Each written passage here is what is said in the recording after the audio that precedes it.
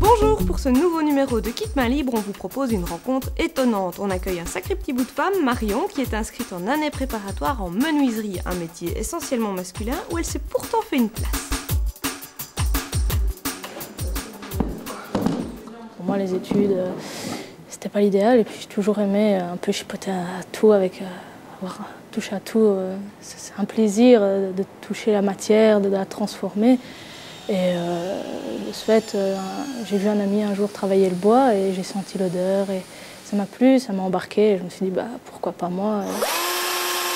Le parcours n'a pas toujours été simple pour Marion. Quand elle a cherché une entreprise pour effectuer son stage, certains patrons ont refusé en entendant une voix féminine au bout du fil.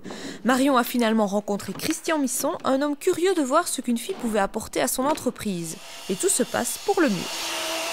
Elle est bien accueillie par les clients, elle passe très bien à ce niveau-là, elle travaille tout à fait normalement sur un chantier et on rencontre finalement très peu de filles dans le métier de la construction. Je pense que c'est dû à la tradition, tout simplement. Je pense que les choses sont occupées à changer et que de plus en plus nous avons des filles en formation telles que les autres métiers.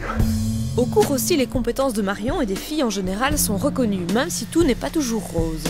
Au niveau capacité, je pense que c'est tout à fait jouable, Il y a juste peut-être un peu la force physique qui pourrait intervenir sur certains domaines ou certains chantiers, emplacements, où c'est vrai que c'est bien connu, une femme n'a pas spécialement la même force physique qu'un homme.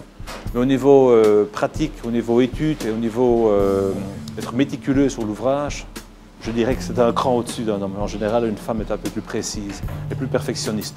Mais pour avoir des filles dans la construction ou des garçons dans des métiers dits féminins, il faut que les jeunes osent franchir le pas.